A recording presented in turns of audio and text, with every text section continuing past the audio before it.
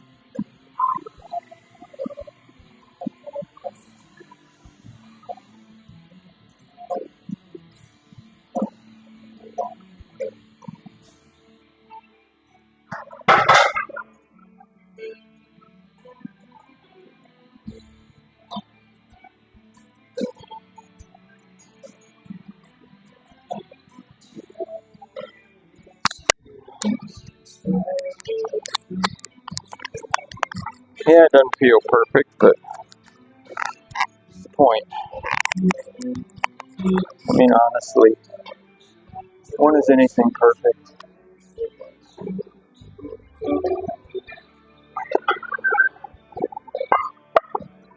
So, funny story today.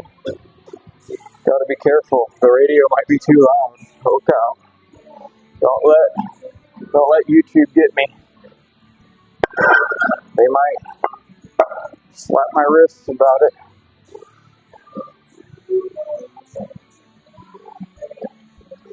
But Psalm 35 has a pretty funny situation, and it's like another thing about David that I don't think we talk about enough is what a well-rounded person he really was. I mean, I've said it a few times, nowadays everybody wants you to be so one-dimensional, and it's like they're encouraging you to be shallow almost. Like, here, only be good at this. So it gives you, not a whole lot of leverage in life to do stuff if you're only good at one thing. And I understand, some people are wired that way, and that's great, but don't force that on everybody else. So, think about David could, kill Goliath as a very young person, he could survive on his own in the wilderness. And then you start thinking, okay, David's this rough and tough type person. But then you also start thinking, okay, he plays a harp for crying out loud and writes poetry and music. So then you start thinking, well, if he's that kind of person, but then, he's a king and he can design and handle big things. It's like he could do all this stuff. And, I think we should give people more leverage to be able to become more well-rounded instead of, pigeonholing people and all these things we do. So that's not really the point of the psalm. It's another situation that's also should be probably kind of familiar to people. It's like when you're there for people and then they're not there for you, that's one thing. It's a whole other thing for when you're there for people and then they straight up attack you when you're the one needing help. It's like, wow, that's a whole nother level of unloyal, slap in the face, stab in the back kind of stuff. And again, the emotional side of David that we don't really think a whole lot about because we see him as a king, as a warrior, and all these things. But he could get pretty emotional too, It's like we don't think those things go together because we're taught over and over again that you're like this warrior, stone cold killer type, alpha male, yada yada, or you're a girly man. It's like, that's not really life, It's not girly to write music, and it's, doesn't make you more of a man if you kill somebody. Maybe it's the fact that you can do it all. If you're well-rounded, maybe that should be the goal. Because he goes, plead my cause, O Lord, with them that strive with me. Fight against them that fight against me. Take hold of shield and buckler and stand up for my help. Draw out also the spear and stop the way against them that persecute me, saying unto my soul, I am thy salvation. Let them be confounded and put to shame that seek after my soul. Let them be turned back and brought to confusion that devise my hurt. Let them be as chaff before the wind. Let the angel of the Lord chase them. Let their way be dark and slippery, and let the angel of the Lord persecute them. That's 6 verses where he is just saying, God, get them. These people are attacking me. Can you fight them for me, like on my behalf? And he takes some strong language here. It's one thing to say, come fight with me, God, against these people with a shield and a buckler and a spear. But he's even in verse 5 and 6 asking, 5 and 6, asking for the angel of the Lord to go after them. That's not just any old angel. A lot of people think the angel of the Lord is, an Old Testament image of Christ. So it's like God himself, God in the person of Christ, chasing and pursuing and persecuting them. Now it's like, okay, so David, what's the deal? Why are you having it with these people? What's your beef with these people here? Well, for without cause they have hid for me their net in a pit, which without cause they have digged for my soul. So in other words, they're coming at me for no reason, without cause. I didn't provoke them. I didn't have any interaction with them at all. And next thing I know, here they are trying to trap me in something. And so David's like, turn tables on them a little bit. Have about the irony of they set a trap for me, they end up falling in a trap instead of me.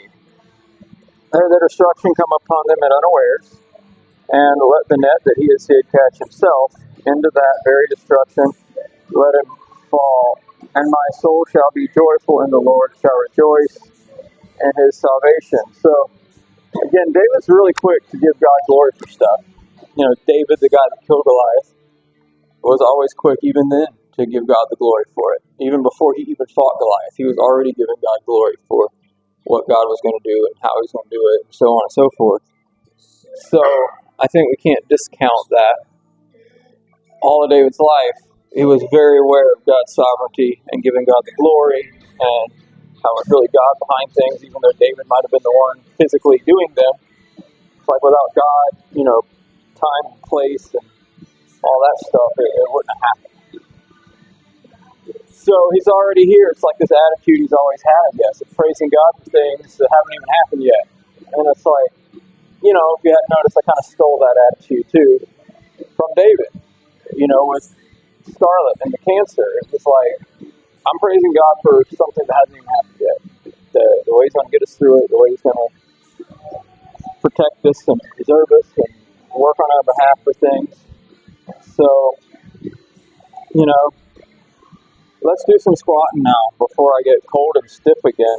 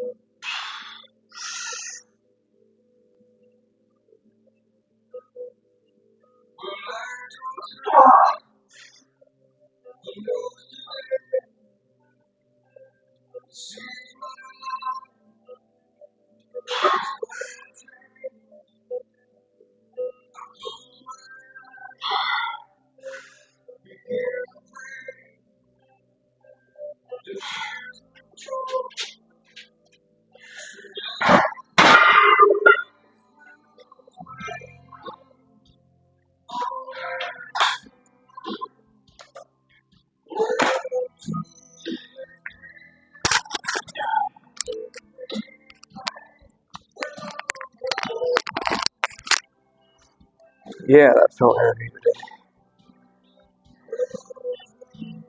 So,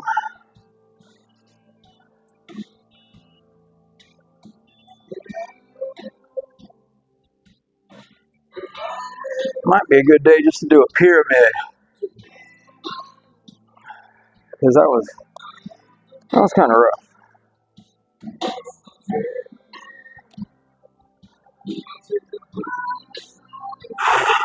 All right,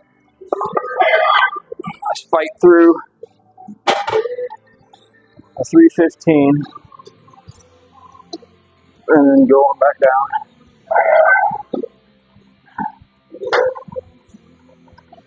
See, that way you get some volume going,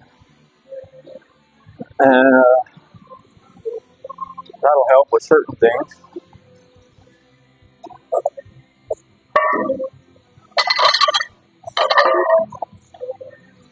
Well, it works too. Yeah, I know, I need a deadlift jack, I get it.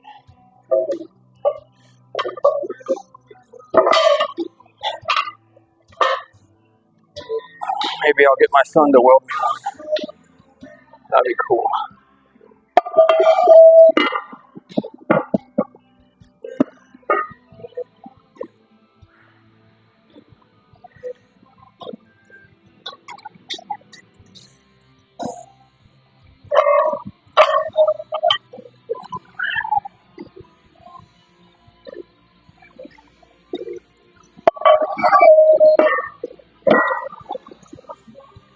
All right, this is a long song, but I want us to understand something about this situation.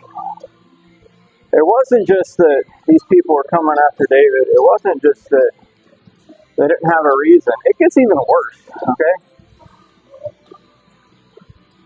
Because while he's praising God here, my soul shall be joyful in the Lord, it shall rejoice in his salvation. All my bones shall say, Lord, who is like unto thee? Which deliverest the poor from him that is too strong for him, yea, the poor and the needy from him that spoileth him.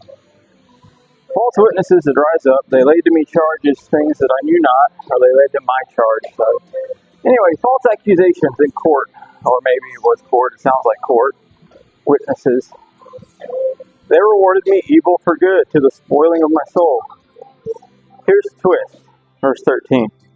But as for me, when they were sick, my clothing was sackcloth. I humbled my soul with fasting, and my prayer returned into mine own bosom. I behaved myself as though he had been my friend or brother. I bowed down heavily as one that mourneth for his mother. So this isn't just some random person, apparently. This is somebody David cared about or was involved with to some degree. To the point that, he was going to all kind of extremes to make sure they were all right.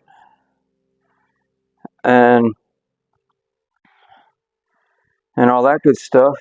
But then guess what they did? In my adversity, they rejoiced and gathered themselves together. Yea, the abjects gathered themselves together against me, and I knew it not. They did tear me and cease not.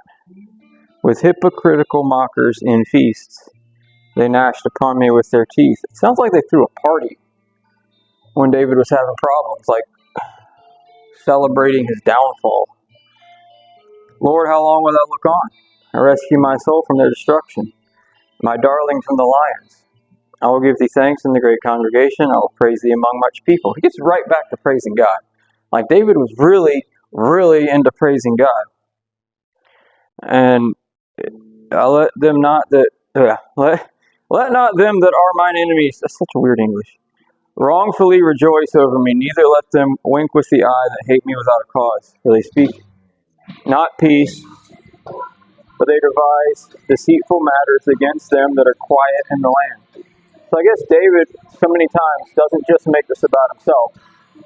We've seen this in several Psalms already, where he recognizes that he's not the only target of these people.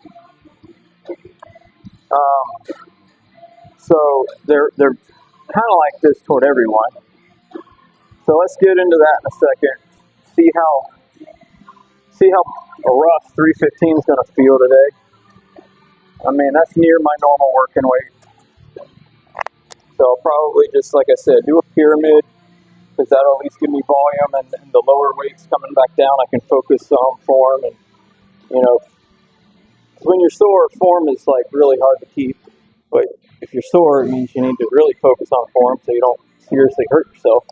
It's one of those things, just hyper focus on what you're supposed to be doing here.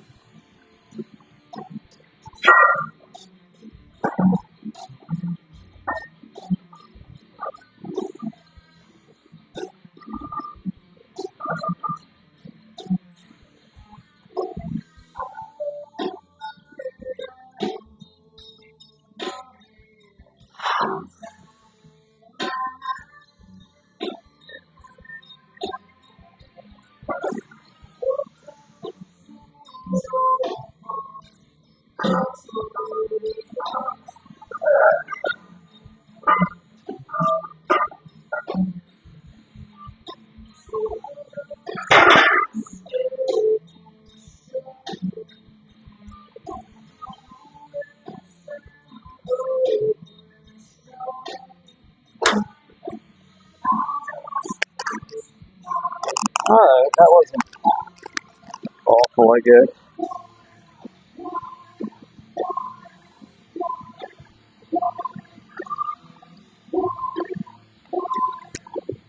I don't know what my expectations should really be right now.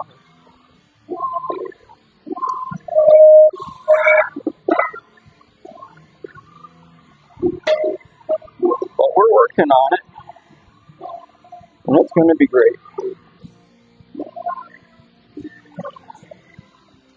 So,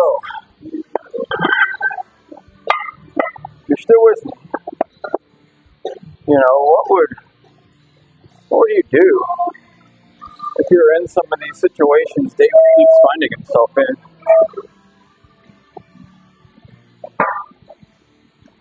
And we don't always know if he's talking about, you know, fellow Jewish person,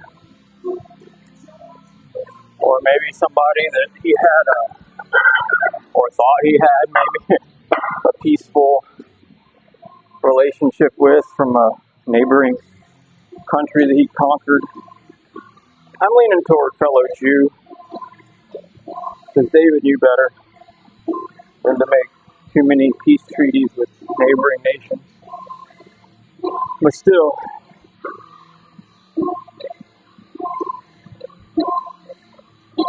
so here we go. So now David is, you know, reminding God. Now look, anytime you remind God of something, you remember God already knows. You're not actually reminding him. But I get it. It's like our way of, in our vernacular.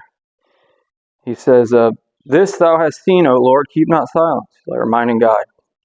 You saw that. Don't be quiet about it.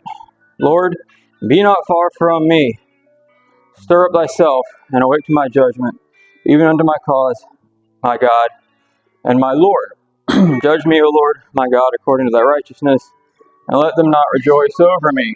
Let them not say in their heart, ha, so would we have it. Let them not say, we have swallowed him up. So they're, you know, don't let them gloat. Don't let them feel like they won. Don't let them think they won. Don't let them win. You know, because you know they're wrong. I know they're wrong. So it goes on, let them be ashamed and brought to confusion together that rejoice at my hurt. Let them be clothed with shame and dishonor that magnify themselves against me. I like the word magnify, like a magnifying glass. Something looks bigger than it really is. So, oh yeah, look, there's my enemy, all like acting like he's bigger than me. And let them shout for joy and be glad that favor my righteous cause. Yea, let them say continually, let the Lord be magnified, which has pleasure in the prosperity of his servant. and my tongue shall speak of thy righteousness and of thy praise all the day long. I like these last two verses together, okay? Because, again, it's like you have to take a truth of the Bible and make sure you don't take an interpretation from it that ignores and is just opposite of another truth of the Bible. And this is a thing in America, and it's bled out to other countries, unfortunately, because I've been to these other countries and I've seen it for myself. It isn't just talk; it's real. It says, "Let the Lord be magnified," verse 27, "which hath pleasure in the prosperity of the servant. And my tongue shall speak of thy righteousness and of thy praise all the day long." See, so many people want prosperity, and they want God to give them prosperity, but they don't want to give God what He deserves, the praise, the honor, the glory. I mean, shoot, some of those people don't even tithe or give, whatever you want to call it, because I know some denominations call it something different, and it's 10% or it's not 10%. The point is, it's your heart giving back to God when you've reached, or even along the journey of prosperity. Or are we just so stuck on ourselves, the modern idea of prosperity gospel nonsense? But David always puts it in perspective. And again, we just have to read the rest of the Bible to put it in perspective too, that it's just not like that. It's not how it works. But the fact that the Bible does say here and other places that God delights in the prosperity of His servant. Because if our response to the prosperity is right, it honors God and glorifies God and points people back to God. And that's the point of it. But so much of the time it's prosperity for the prosperity's sake and prosperity for, me being comfortable sake. You've got 2 or 3 people living in like a 5,000 square foot house. And it's like, what are you doing with that? I don't know. Like, can you go on a mission trip? Nah, we're too busy. 5 vacations a year. Okay, that's fine. Whatever.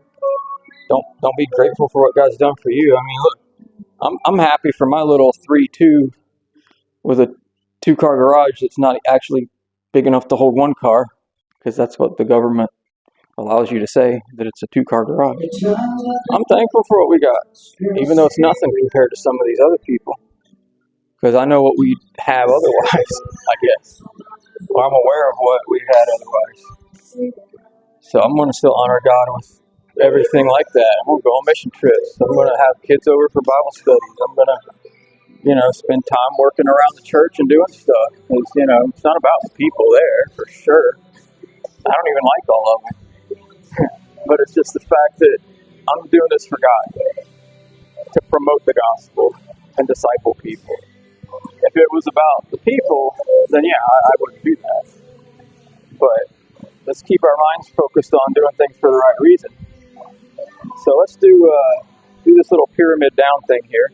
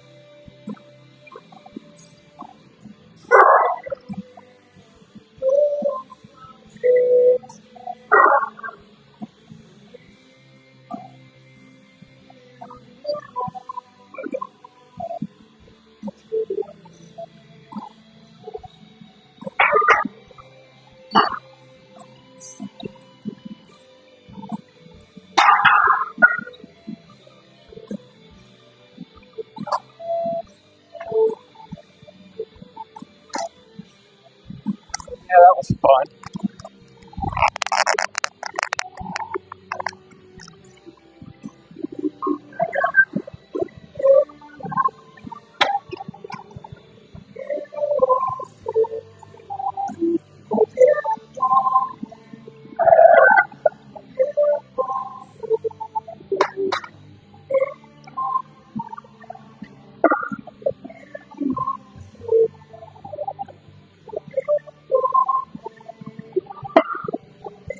Okay.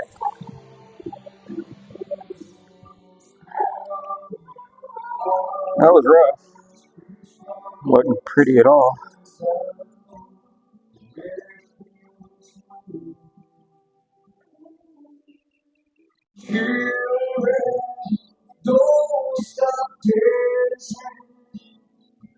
But it'll be a good. I'm trying to do the math here. Sorry. It's gonna be kind of boring. Might as well just stop you guys right here. Just don't let YouTube hear the music. Go out and have a good day if you want to.